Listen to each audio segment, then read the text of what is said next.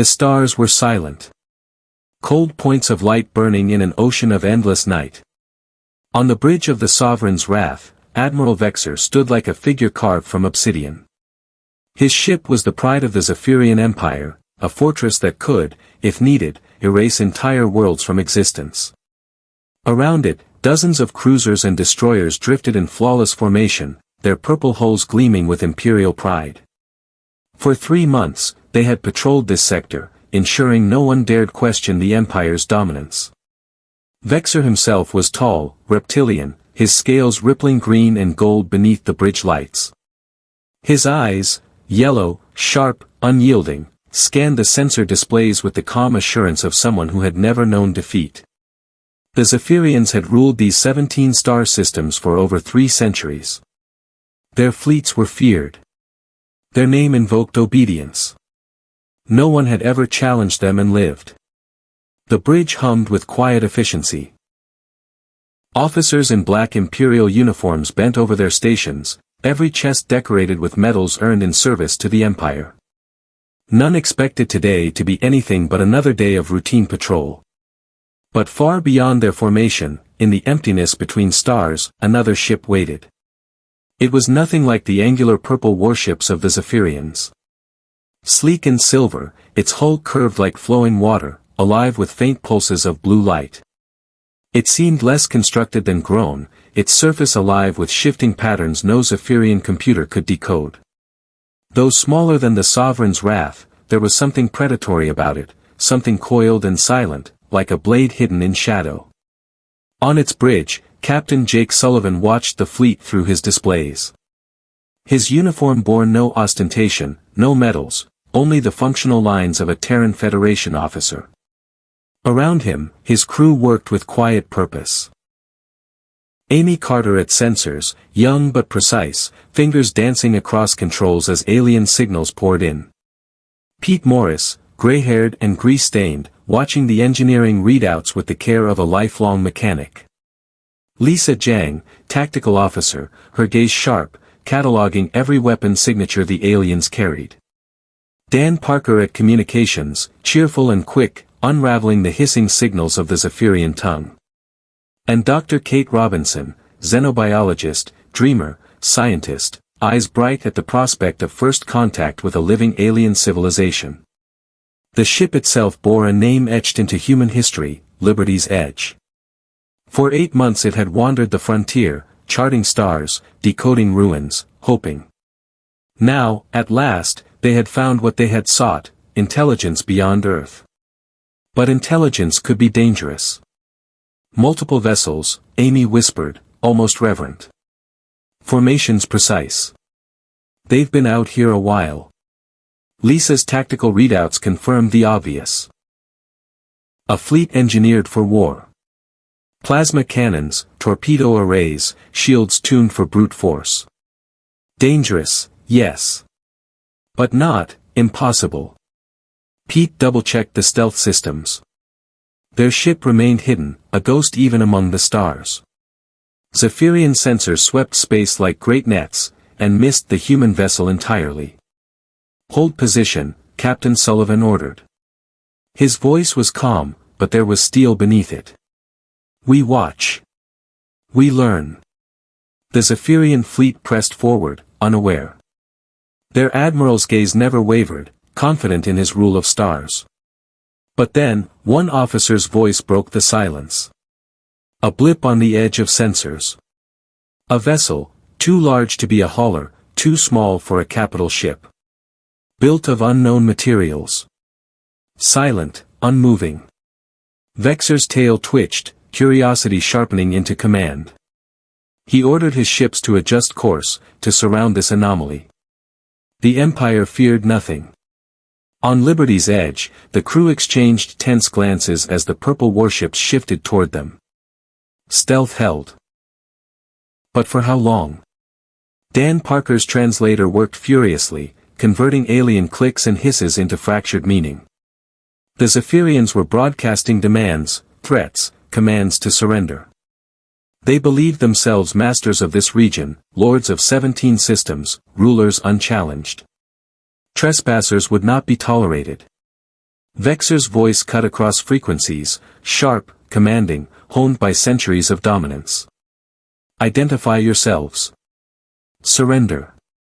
Or be destroyed. Sullivan gathered his officers. Opinions clashed like sparks. Lisa urged negotiation. Amy urged retreat. Dr. Robinson whispered of opportunity, the first living contact with another species, too precious to abandon. Pete warned of energy limits. Stealth could not hold forever. The decision fell to Sullivan. His gaze was steady. One attempt at peace. Dan crafted the message, careful, precise. The Liberty's edge revealed itself not as a predator, but as an explorer. Sullivan introduced himself by name and rank, spoke of Earth and humanity's search for knowledge, and offered dialogue instead of bloodshed. The reply stunned the Zephyrians. Not because of its content, but because it came in their most sacred dialect, the language of high command, guarded, secret. Impossible. To Vexor, it could only be a trick. Spies, rebels, saboteurs. Rage burned in his scaled chest. There was only one answer to riddles that defied explanation. Fire. 67 warships unleashed their wrath. Plasma burned across the void, torpedoes streaked like falling suns. Space lit with fury enough to scar a world. And yet, the Liberty's edge endured. Shields bent reality itself, turning fury into silence. To the Zephyrians, it was as if their weapons had struck the void. On the human bridge, systems registered the impacts with idle indifference. Pete called out power readings, steady. Lisa analyzed the attack, crude, centuries behind. Amy monitored enemy comms, hearing their confusion rise into disbelief. Vexor's confidence cracked. Never, in all his years, had his empire's might failed. But here, against this phantom ship, firepower was meaningless. And Sullivan, regret heavy in his voice, gave the order he had hoped never to speak. Return fire. But not to kill. To teach. The Liberty's edge transformed. Stealth fell away, revealing impossible energy signatures that defied known science. Weapon ports opened, power rerouted, targeting systems locked with surgical precision. One beam. Silent, invisible. The Sovereign's wrath shuddered, its main plasma array fried into silence. Another shot. Then another. Not destruction, disarmament. Engines died, shields collapsed, weapons silenced. One by one, 67 warships became drifting husks. Crews alive, but powerless. The battle lasted 18 minutes. When it was done, the void was silent again. Silent. Except for the hum of the Liberty's edge, alone among crippled giants. Captain Sullivan opened a channel. His words, calm and deliberate, flowed in flawless Zephyrian. We came not for conquest. We came for dialogue. And in that moment, a single human ship shook the foundations of an empire. For the first time in centuries, the Zephyrian Empire tasted silence. Not the ordered silence of victory, nor the proud stillness of imperial control. This silence was different, heavy, suffocating, the silence of fleets stripped of power, drifting helplessly like children before the vastness of the stars. On the bridge of the Sovereign's wrath, Admiral Vexor gripped the railing until his claws cut grooves into the alloy. All around him, officers whispered in disbelief, their scales dim with shame. 67 warships. Dozens of captains. Thousands of crew. Reduced to defenseless husks by a single vessel. The Empire had never known such a humiliation. But humiliation was only the surface. Beneath it churned something deeper, fear. Every Zephyrian officer, every crewman drifting in powerless ships, felt it gnawing at their minds. If this one ship carried such power, what of the civilization that built it? If the Empire's strongest fleet could be disarmed in minutes, what did that say about their centuries of dominance? Vexor's tail lashed with fury. Yet even he could not deny the truth that pressed in on all sides: the Empire was no longer alone at the top of the cosmic hierarchy. On the bridge of Liberty's edge, the atmosphere was just as heavy, but for different reasons. Captain Sullivan stared at the readings. 67 ships neutralized, thousands of lives spared. No casualties by their hand. And yet the weight of the moment was immense. They had just broken the spine of an empire without firing a lethal shot. Lisa Jiang, tactical officer, leaned back from her console, arms crossed. They'll never forgive us. You don't humiliate a people like this and expect gratitude. Amy Carter's voice was quiet, haunted. But what was the alternative? Let them destroy us? Fire back and reduce them to wreckage? We walked the only path that left everyone alive. Pete Morris, ever the engineer, shook his head. Alive, sure. But pride can be more dangerous than weapons. We've just wounded theirs deeper than any plasma blast. Dr. Robinson clasped her hands, her eyes torn between hope and dread. Or, maybe this is the only way peace could start. They saw our power. Now maybe they'll listen. The bridge fell into silence. Each officer knew the truth: humanity had revealed itself not as prey, not even as rival, but as something altogether different. A power the Zephyrians could not yet define. Across the crippled fleet, emergency channels buzzed with chaos. Captains argued, shouted, demanded explanations. Some urged retreat to Imperial space, to warn the High Council of this impossible new enemy. Others wanted to rally, to board the human ship by force, pride demanding some form of vengeance. But their engines were dead. Their weapons fried. Their shields collapsed. The debate was meaningless: they were powerless before the ghost ship. And then, the human captain spoke again. The voice of Sullivan carried across the void, steady and deliberate, each word translated into perfect Zephyrian high command dialect. We are not here to conquer. We are not here to destroy. We seek dialogue, understanding, and peace. You have seen what we can do. Know this: we will not strike unless struck first. The choice is yours. The words spread like fire across the fleet. To the Zephyrians, it was as if their gods had been challenged in open daylight. No species, no rival, no rebel had ever dared speak to them with such calm authority.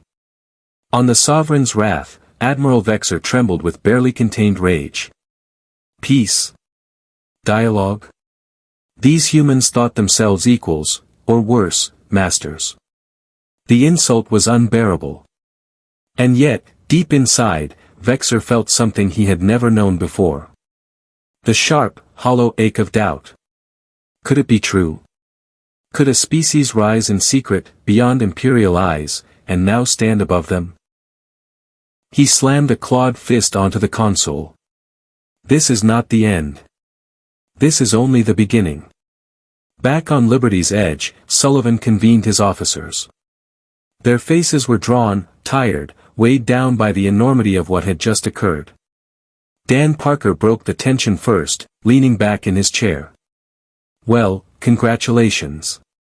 We just made first contact with aliens, and we also made first enemies. No one laughed. Sullivan spoke slowly, carefully. We didn't come to start a war. But the galaxy is watching now. Whether we want it or not, humanity has stepped onto the stage. And we did it by toppling an empire's illusion of invincibility. Dr. Robinson met his gaze. Then the question is, what comes next? Sullivan had no answer. Across the stars, the ripples spread. Other powers, distant empires, neutral civilizations, watching from the dark, would soon hear of the impossible encounter. A single unknown vessel silencing an entire Zephyrian fleet. Whispers would spread in council chambers, in marketplaces, in hidden listening posts. Who were these humans? How had they hidden so long? And what else were they capable of? The galaxy, vast and ancient, suddenly felt less certain of itself. In the days that followed, the Zephyrian fleet limped home under tow, their silence a wound deeper than any battle loss. Their High Council demanded answers. Their scientists tore through every byte of sensor data, desperate to explain the inexplicable. But the data only deepened the mystery. Energy readings beyond their scales of measurement. Weapons that bent physics itself. A language spoken flawlessly that no outsider could have learned. Nothing made sense. And that was the most terrifying fact of all. On Earth, the Terran Federation received Sullivan's report with equal parts awe and unease. For centuries, humanity had wondered if it was alone. Now that question had been answered, violently, unforgettably. The Federation debated in hushed chambers. Some saw opportunity, humanity could rise as a galactic power overnight. Others saw only danger, the Zephyrians would never rest until vengeance was secured. But beyond the politics and strategy, a deeper truth lingered. Humanity had crossed a threshold. First contact had come not with a handshake, but with fire and silence. And in that silence, the galaxy itself seemed to hold its breath. On the Bridge of Liberty's edge, Captain Sullivan stood at the viewport, watching the distant stars burn. His crew worked quietly around him, but he barely heard them. He thought of Vexor, of the rage burning behind those reptilian eyes. He thought of the Zephyrian crews, stripped of power and pride. He thought of the galaxy beyond, watching with unseen eyes, weighing this new species called human. And he wondered, not for the first time, whether they had chosen the right path. Because sometimes, survival was only the beginning. The galaxy had not known true silence in 1,000 years. There had always been wars, rebellions, power struggles. Empires rose and fell. Fleets clashed. Treaties broke. But the silence that followed the humiliation of the Zephyrian fleet was different. It was not the silence of peace. It was the silence of anticipation. Every power in the galaxy, allies, rivals, predators, now whispered the same question: who are the humans? In the high chamber of the Zephyrian Council, shadows coiled across obsidian walls as the most powerful beings in the Empire gathered. Their scales glistened with fury, but their eyes betrayed unease. Admiral Vexor stood before them, recounting every detail of the encounter. His voice trembled not from fear of punishment, but from the memory of what he had seen. A single vessel, he rasped, claws clicking against the floor. One ship, against 67 of ours. They disabled us without killing. They spoke our language. They spared our crews. But make no mistake, this was no mercy. This was demonstration. The chamber hissed with outrage. Lies, some shouted. Trickery, others spat. But the data could not be denied. And that truth was worse than any insult. The council's voices clashed like thunder. Some demanded immediate retaliation, a show of force that would burn Earth to ash. Others counseled patience, warning that to strike blindly was to invite annihilation. At last, the High Consul rose, her voice soft but sharp as a blade. Whether they seek war or peace does not matter. What matters is this: the Empire has been humbled. And the galaxy has seen it. Her words settled over the chamber like ice. Far from the politics of empires, hidden deep in the dark between stars, another species listened. The Harari were not conquerors. They were watchers, archivists of secrets too vast and dangerous for most minds to hold. They had seen civilizations rise and burn to ash. They had watched the Zephyrians forge their empire from blood and flame. And now, as human voices carried across the void, the Harari whispered among themselves. They have awoken, one murmured. Their silence has ended, another replied. But do they know what sleeps beneath? The Harari spoke not of the Zephyrians. Not of fleets or empires. They spoke of something far older. The architects. Long before the first empire carved its dominion, the architects had walked the stars. They were builders of wonders, and destroyers without mercy. Their monuments still scarred forgotten worlds, vast structures whose purpose was lost to time. Some said the architects had vanished. Others said they had ascended. But the Harari kept a different truth, whispered only among their kind. The architects had not gone. They had only waited. On Liberty's edge, Captain Sullivan stood before his crew. The air in the briefing room was heavy, but his voice was steady. "The Zephyrians will not forgive this," he said. "But retaliation isn't our only danger. Reports are coming in, other powers have noticed us. The galaxy is shifting, and we're at the center." Lisa Jiang folded her arms. "We showed strength. That keeps us alive. But strength draws attention. Predators smell it. So do scavengers." Pete Morris leaned forward, his hands restless. "I keep thinking about the Harari broadcasts. They warned us. Remember? The silence of Earth will not last forever. What if they knew this would happen?" Dr. Robinson's voice was soft, but carried through the room. "Maybe the real danger isn't the Zephyrians. Maybe it's what comes after. Powers we don't even understand yet." The crew exchanged uneasy glances. They had survived their first contact. They had humbled an empire. But in their triumph, they felt a shadow gathering, one they could not yet name. In a hidden chamber of the Harari archives, crystalline glyphs glowed with shifting light. A council of elders studied the patterns, signals older than empires, older than memory. "The humans rise faster than expected," one elder whispered. "They echo the architects," another replied. "Then the cycle begins again." Silence followed. For the Harari knew the truth of cycles. Each time a species rose too quickly, too brightly, the architects stirred. And when they stirred, civilizations burned. The Harari had hoped Earth would remain silent. But silence had ended. In the Zephyrian capital, propaganda already spun the story. The fleet had been sabotaged. The humans had used forbidden weapons. The Empire's honor remained untarnished, they claimed. But the soldiers knew the truth. The captains knew. And in the deep places of the Empire's heart, fear grew like rot. Admiral Vexer stood alone on a balcony, staring at the stars. His pride raged against his doubt, but even rage could not silence memory.